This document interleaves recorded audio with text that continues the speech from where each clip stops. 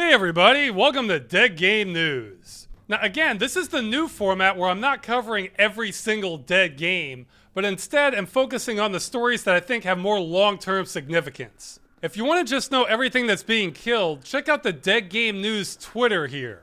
I actually don't run that, but Jesse Robert Cox, the person who does, has much more regular coverage there. So I have a couple warm-up stories and then the main one that prompted me to make this episode. So let's get going. Okay, the first story isn't super significant in the long term, at least compared to any other dead game, but I'm singling it out to sort of sacrifice it before the altar here. The game Lawbreakers is shutting down on September 14th. Lawbreakers is a multiplayer team shooter with special gravity mechanics. There are a bunch of games like these, all with their own spin on things. The reason I'm bringing this up is because this is a perfect example where it doesn't get much easier than this to preserve a multiplayer game, yet we're not doing it. Lawbreakers has 5v5 mode, so 10 people max in a game. A lot of games that are killed off are MMOs. I think there's a strong argument those games can be preserved too, but that's a different topic. No matter how you slice it, a game that supports thousands of players at the same time is a complex animal. But 10 people in a server? Are you kidding me? So what the industry is telling us is they're throwing their hands up in the air and saying what? Let someone host a game with 10 players in a small multiplayer map? That's impossible! We just can't do it. It's just too hard. If you were a developer saying that about some arena shooter in the 90s or early 2000s, you wouldn't get published. That's all there would be to it. And guess what? Almost every small multiplayer game from that time period still works. See, I'm worried the average gamer, and especially younger ones, have been brainwashed. I think the perception of a lot of gamers now is that single-player games should keep working, but it's reasonable for multiplayer games to stop working once the company shuts down the server. Because that's just the way games work. They're online, duh. Guys, I want you to understand that is totally and completely wrong. There is nothing technical to stop a small multiplayer game from working online forever, basically. The only reason this happens is because the developer or publisher sets it up this way. That's it. If a game has to connect to a company server, it's on life support essentially. As soon as the company turns it off, you can't play your game.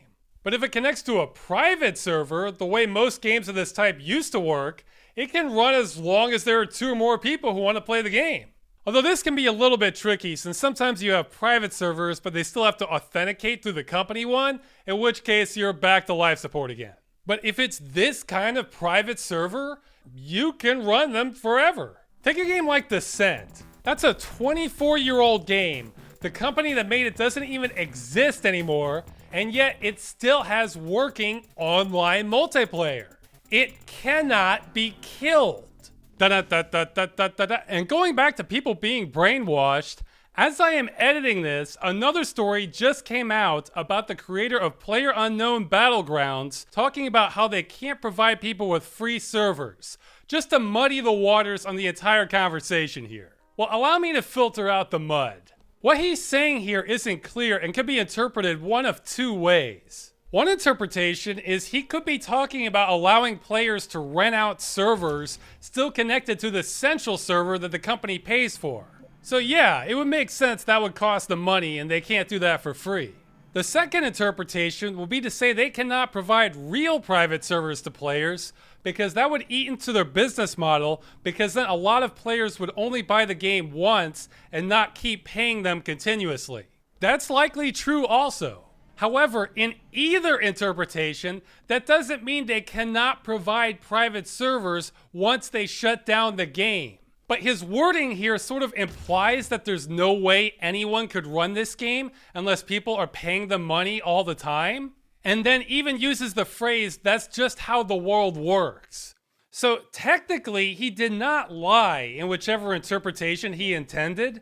However, what he said and the way the quotes are arranged here could so easily be misunderstood and make people believe things that aren't true. This is how brainwashing is most effective. If you tell part of the truth, then just imply it means something else. If what I said just confused you more, I'll make it easy.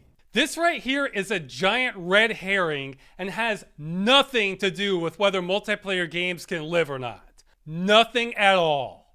This is a man arguing with himself over his company's business model. But some people are going to read that and think it means multiplayer games can only work as long as the company keeps making money. And that's false. Okay, back to the original episode I was making. I'm not saying all multiplayer games should have private servers, at least while they're running. But once they're ready to shut down that central server, then they're the only option left. Hey, in the last episode, Scrolls had a central server for its lifespan, then switched over to private servers at the end. That works. So the lesson here is at some point, a multiplayer game has to have a private server if it wants to live. Anything else means condemning the game to death. So why don't companies still do that? I mean, they used to. Well, the simple answer is it provides some short-term benefits for the company, and there are no consequences for them when they kill the game. For some reason, we don't penalize companies that take your money then destroy your product. If you remember anything from this video, remember that concept. Now, adding private servers to an existing game without them can be easy, or it can be a lot of work. It depends on the game. But if this inevitable scenario is planned for from the beginning, then it's as easy as any other aspect of game development. If you still don't get me, imagine someone is going on a road trip, and they can stop by a gas station on the way out. It'll take 5 minutes, and then they're done. Except now imagine this person never stops for gas. They just drive. Sometimes they have a lot of gas in the tank, sometimes they barely have any. And every single time they end up out stranded in the middle of nowhere because they ran out of gas, and they claim it was just too much work to stop at the gas station. Except even this isn't a perfect analogy because the gas station has special fuel that would set them up permanently. It would be like that Mr. Fusion mod in Back to the Future. Except we're not jumping in time, so this should be enough fuel for the rest of our lives. Yeah, look, he's done. Was that so hard? Well, apparently it is, because modern multiplayer gaming goes on road trips without checking to see if they have any gas in the tank almost every time. If that sounds utterly insane to you, then congratulations. You now better understand how modern online game design works. News about a 10-person arena shooter sold in stores being impossible to play because it was too hard for the developers to do that should not exist. This should not be happening. But these kinds of stories happen again and again and again. It's such a fundamental issue. It would be like if games got published without sound. Not because they didn't create the sound effects and music, but because they shipped with the volume locked to 0 and just left it there. It was just too much work to turn the volume on. It feels completely crazy to me, so hopefully I can share some of that feeling with you.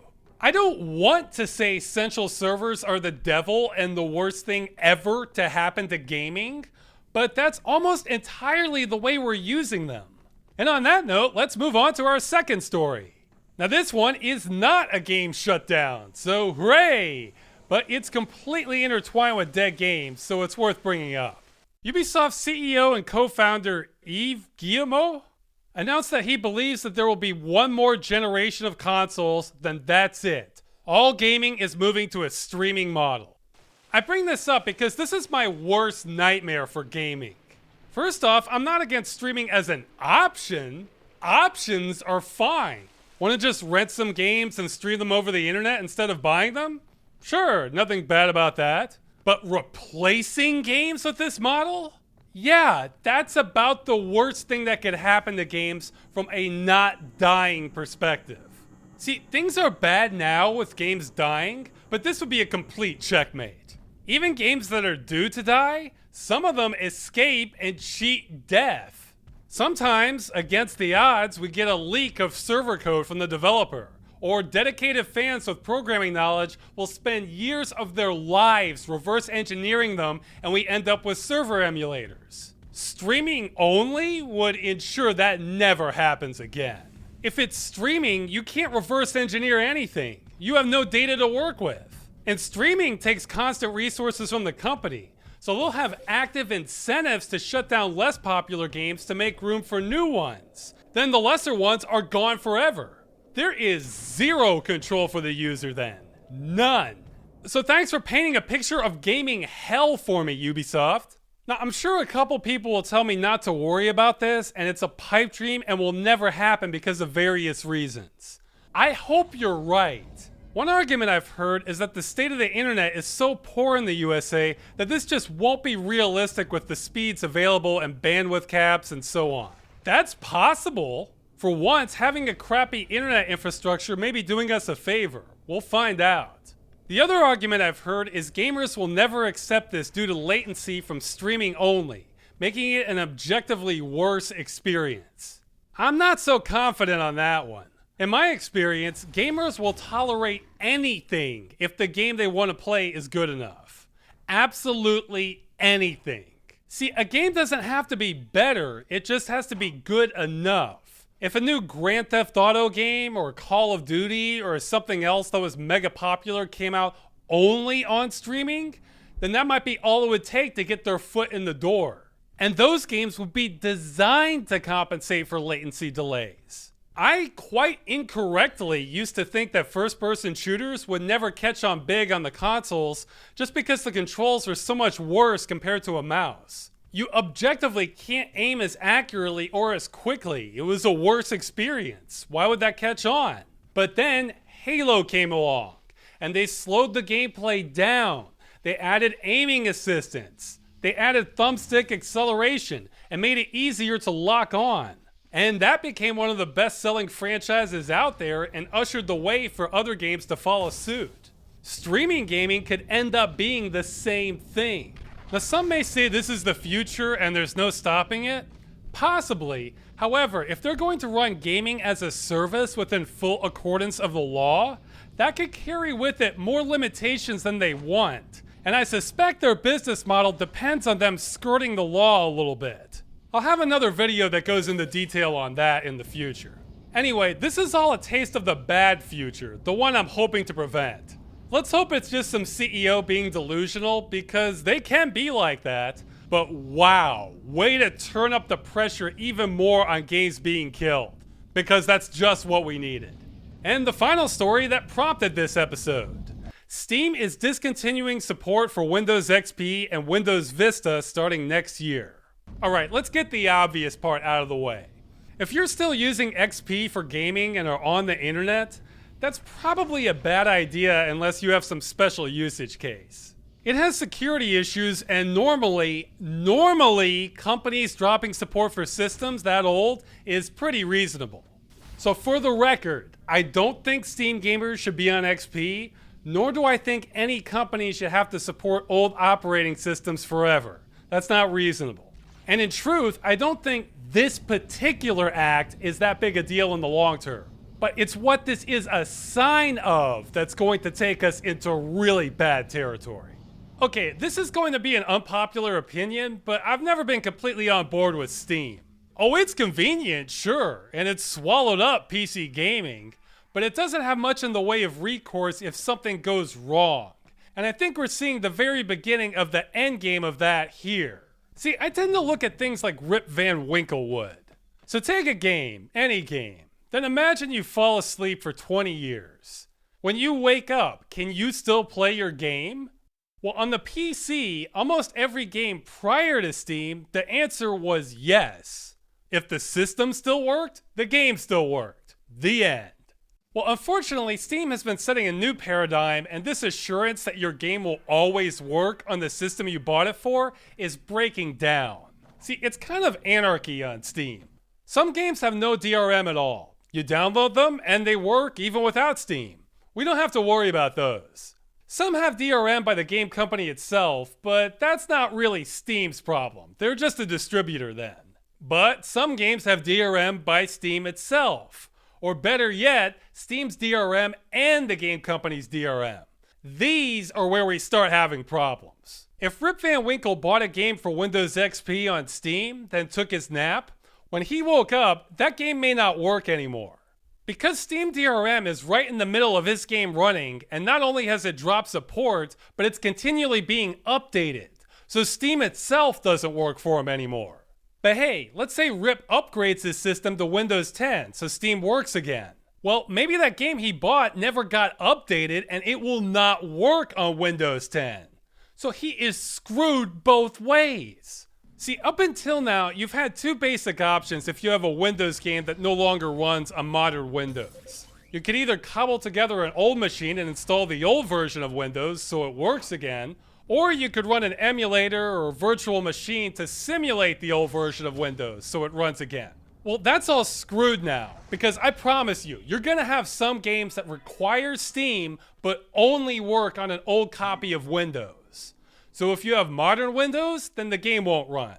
If you have old Windows, then Steam won't run, which also means the game won't run. They've chicken and egg themselves. I saw this situation coming ever since Steam was announced, and it's only going to get worse over time. But I guess the good news is that it's more complicated than this. Realistically, I don't think this particular loss of support will create many dead games, maybe even none.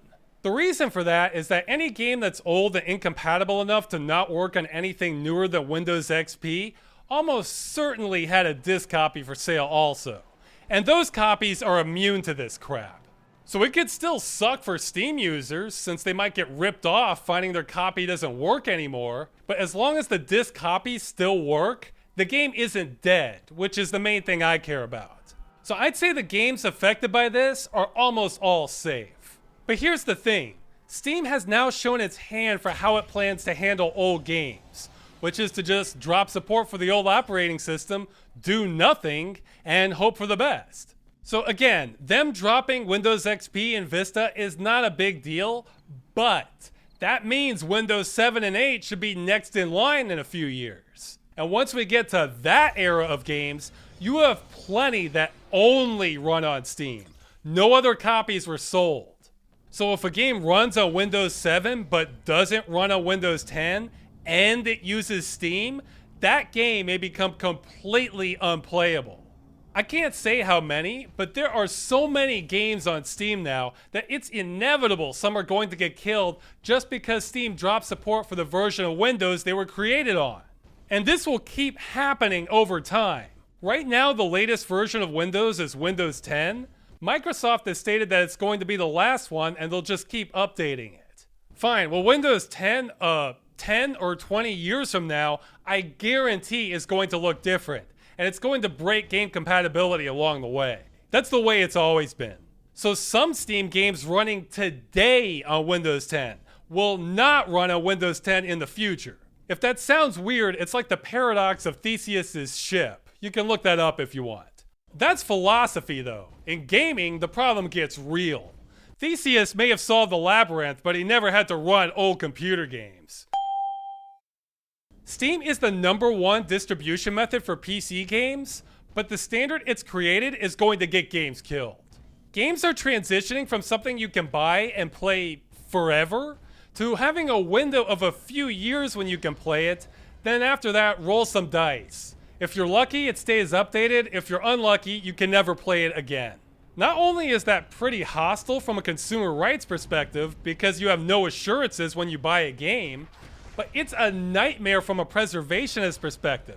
Or just anyone who likes old games. Or hell, new games. Wait 10 years, your new game just became an old game. Ta-da! And yes, even though I'm calling this a nightmare too, even this isn't as bad as the streaming nightmare I mentioned earlier. Sorry, this episode has multiple nightmares in it.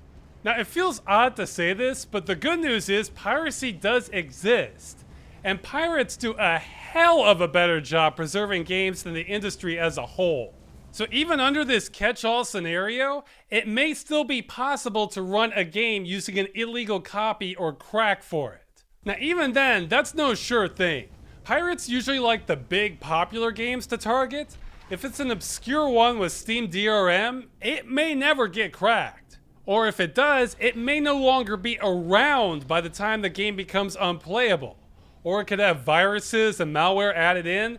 It gets very ugly having to go that route. But the industry is pushing us in a direction where that could be the only long-term solution for many games. Not even cracking games, but straight up piracy. Because in the past, say you bought a game on disc and wanted to back it up. You own a copy of the game, you download a crack for it, Now it works without the CD. You're set for life. But with Steam, say there's a crack out for a game for version 2.3, but the last official update for the game was for 2.5, and that copy never received a crack because the pirates moved on to juicier targets. That means even though you own the legitimate copy of the game, if Steam no longer runs it, the crack may not work any longer either because it was for an older version. So in that scenario, the only way to run the game is to seek out the pirated 2.3 version of the game bundled with all the right files.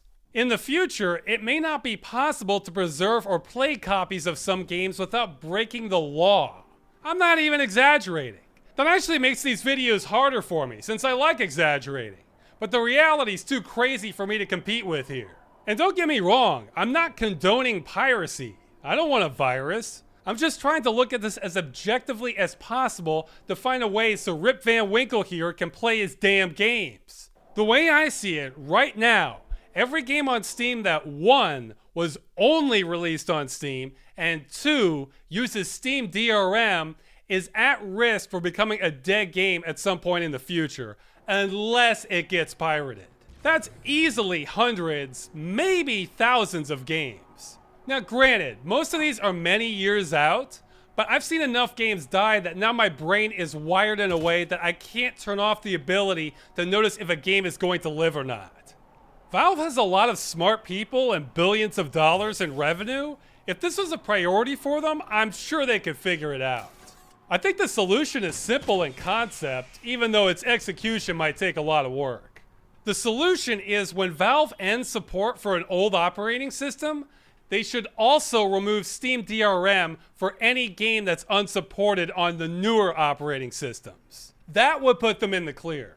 Games with other types of DRM might keep on dying, but then at least that wouldn't be Valve's fault.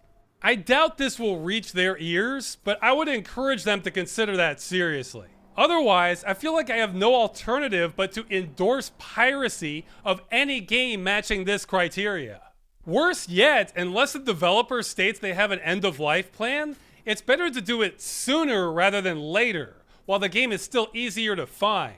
It's literally the only way many of them will be playable in the future. It feels weird for me to take that stance, but again, I'm just approaching this like a puzzle where I'm trying to find a solution, and that's the only way out I'm seeing. And I know some people will ignore me saying this, but just to be clear, I'm not saying don't buy the games that are affected. I'm saying you should maybe pirate them also. This isn't about not paying for games. This is about making sure you get to keep what you paid for. In fact, there's a good quote that relates to this. I'm looking out for you, Rip. Honestly, I would go beyond Steam. If I had any influence, I would make it illegal for any company to leave DRM on a game that's no longer being supported. Simple rule would solve an incredible number of problems. So if they want to protect their sales while they're selling the game, sure, use DRM. But once a company is done selling the game, they're not protecting anything. At worst, they're destroying their own product. It's like planting a minefield during a war to defend yourself against the enemy. Then just leaving it there after the war's over for anyone to walk into. It's the exact same logic. And that's all I have. I think killing games for profit should be illegal, and yeah, that's pretty much it.